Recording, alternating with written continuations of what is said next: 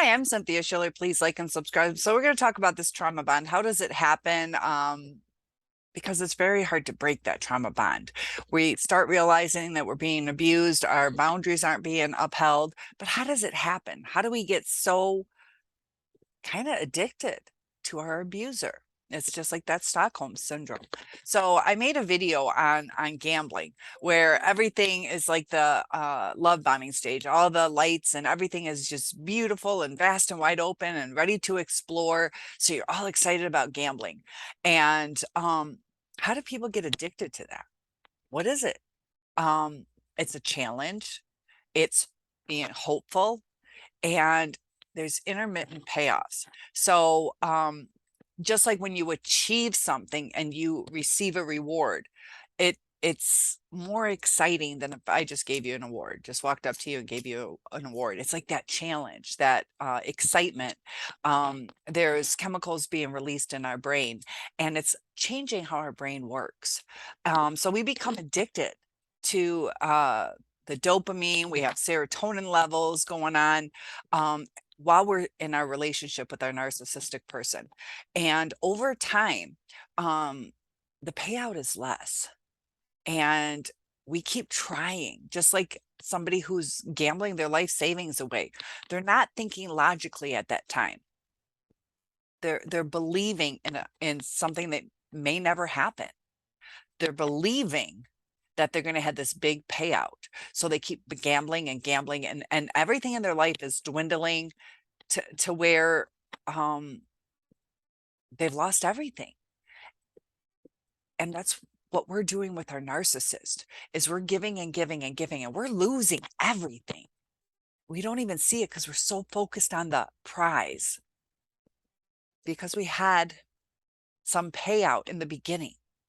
We loved being able to express ourselves and to feel what we feel, to be heard. And the narcissist often uses the word soulmate. So we feel that we found our soulmate. They even told us, but it wasn't real.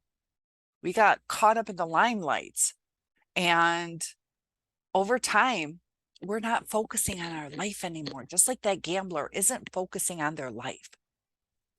They're focusing on this addiction. And that addiction is due to believing in a false narrative that may or may never happen, which is a future faking of the narcissist. Having our brains change our logic. So we're using emotional logic instead of true logic. So we're craving that feel, that high that we get when we're with our narcissist, when we feel loved by them, because that's when we can be ourselves. And we over time can't feel ourselves anymore. It feels like a death. It feels like a tremendous loss. And biblical terms, or just a lot of times people say, when two people become married, two become one. It's a partnership, and we feel a part of us is missing, because two should become one. That's when it's stable. When it's two separate things, doing two different things, it's not a stable relationship. And our narcissist bonded with us supposedly in the beginning, and then took away half of the support. And now we're striving to maintain our lives, to maintain our balance, our emotional stability, to get our brain settled. It's very uncomfortable. The brain damage, it's actual brain damage that we're going through, and we have to stop it. And it's going to be a struggle, just like you see drug addicts. It's a struggle for them. They don't just go, oh, I'm just going to quit heroin. I just don't need it anymore. It's a struggle.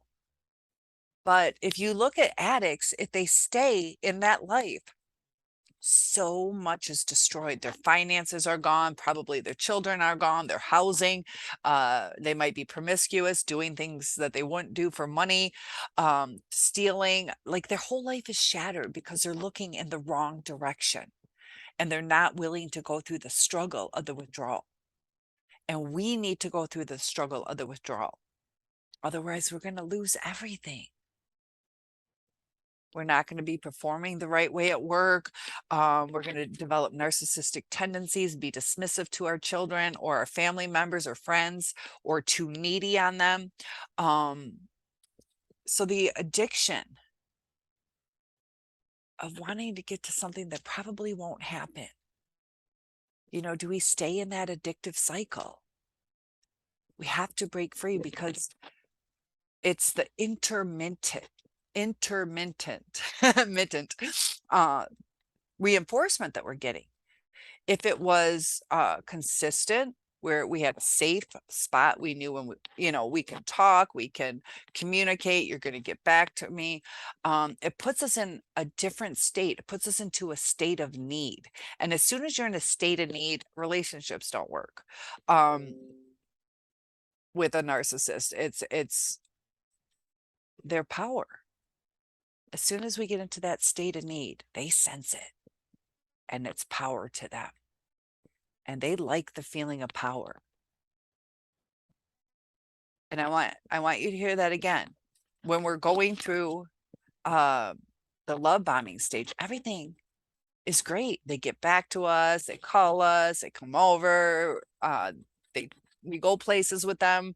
They're coming to our families, we're going to their families, we're meeting their friends, they like our friends. And then all of a sudden everything changes. And we're like, hey, I used to hang out with my friends, because I still hang out with them. We do that too. We ask, we give them the power. A lot of it is how we talk to them too. But we get scared over time. We see that when we talk to them, like, no, I'm going to see my friends, that it causes a fight. And sometimes we're like, this fight isn't worth it. And so we're giving up on our lives to please somebody else who doesn't think, oh yeah, it's probably time she goes hangs out with her friends, I can trust her. As soon as they see that need, where we seem needy in some way, that's their power. That's where they control our emotions. And when we bring it to them, like, look, it kind of makes me sad when da da da, they're like, oh, yeah, tell me, how's it make you sad? And they're not doing it to correct the problem. They're using it to see what else they can push our buttons on, how to obtain more power. And we're blindsided. We don't see it. We're like, because of the intermittent reinforcement, just like the gambler. If they went for, I don't know, 2, 3, 4 years without ever winning, they're not going to come back. They're like, screw this, I never win. This is stupid. But it's like, there's a whole science to casinoism. Is that a word? Casinology. But they study like the payouts and the amounts and where to put certain things. And they know what they're doing. Society takes advantage of us. Even at the shopping centers, go to the grocery store, the things on the end cap are more expensive. The things in the middle where you can reach easy are more expensive than the top or bottom shelves. Unless you're a child, they'll put like certain child candies, or the temperature, the music, the loudness of the music. They know what they're doing.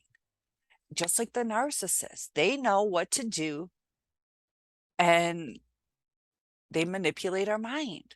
Just like the stores, just like the casinos, they take advantage. The casino is not like, yeah, I really want this person to win $20,000 this week. No, they're all about the business. They have to give some, or we're not coming back. The casino has to give out some, or we're not going to come back to the casinos. Just like the narcissist, I have to give you something. I am not giving my all. It's a manipulation tactic. And it's hard to see that because we keep focusing on the love bombing. So the heroin addict is focusing on the high. They're not focusing on their body. They're not focusing on the cost. They're not focusing on their life. They're focusing on the high. And that's what we're doing too. We have to focus on our lives. We have to focus on our mental health. And it's going to be a struggle. It's going to be a struggle. We're in that denial stage. And we have to, so bargaining is part of the 5 stages of grief, where you're like, well, if you start bargaining, like, if I do this, then can it work out? If I lose weight, then maybe he'll come back. Or if I'm softer spoken, or if I'm more patient. It's like the person at the casino. If I look rich, do you think maybe I can pay out? It's if I go in the morning, uh, there's no rhyme or reason to narcissism. And the things that we change aren't going to make them happy. It's going to give them power. They're going to see that we're trying to please them. And they're going to utilize that as, power. So, as an example, like if I was to cut my hair and then the narcissist is like, oh, she's trying to look better for me, I wish she'd get a boob job. And then they try to get you to do that, or a butt lift, or whatever it is. Like, it's never going to be good enough for them. And they're, you know, it's a cycle with them. It's not consistent.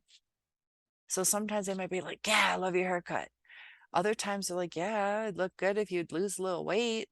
And we're like, do I even show them? Like, yeah, I want the compliment today, but is it a compliment with a slam? And we don't know when it's safe to talk to them, because it's out of the blue.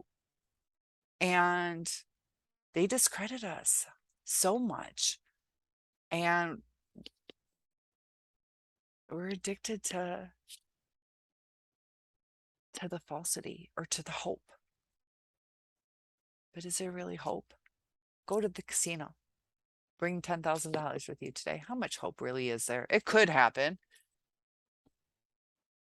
It's just like the narcissist. It could happen.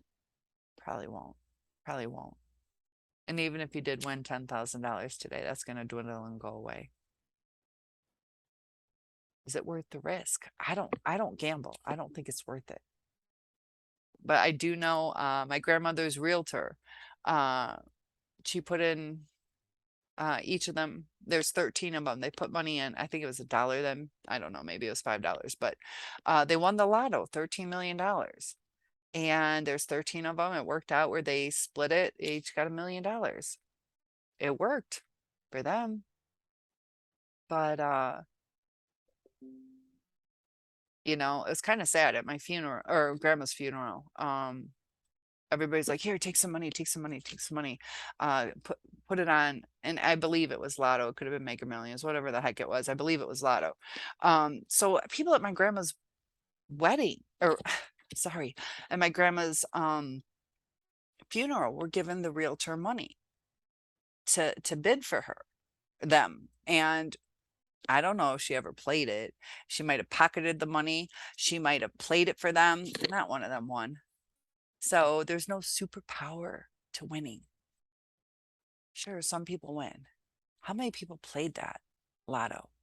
How many people played with a narcissist? Look all across YouTube. Look at all these comments, all these broken hearts. That's the payoff of a narcissist. We all lost. We lost so much. And was it worth it? I know they say it's better to have loved than to have and lost than to never have loved at all, but it's different with a narcissist. It's so cold, calculating, empty, no closure, no compassion. So it's not like, loving my husband and he passed away. Like, yeah, I would go through something like that. But to love somebody, to be used, I give the analogy of, I would die for someone. I would die for them. I'm not going to just kill myself to go, see, I told you I would die for you. I proved it. For what point? Oh, just to prove it? No. There needs to be a reason. Why are we taking the abuse? because we don't want to go through that struggle of detaching. And we have to. It's time. And it's hard because we just want to make sense of it. We want to make sense of it. If something could be that beautiful, why was it destroyed? It's because the narcissist didn't care. The casino doesn't care. The stores don't care. And right now, it's kind of like we don't care about ourselves. We care about the addiction, the high. So bring it back down to you.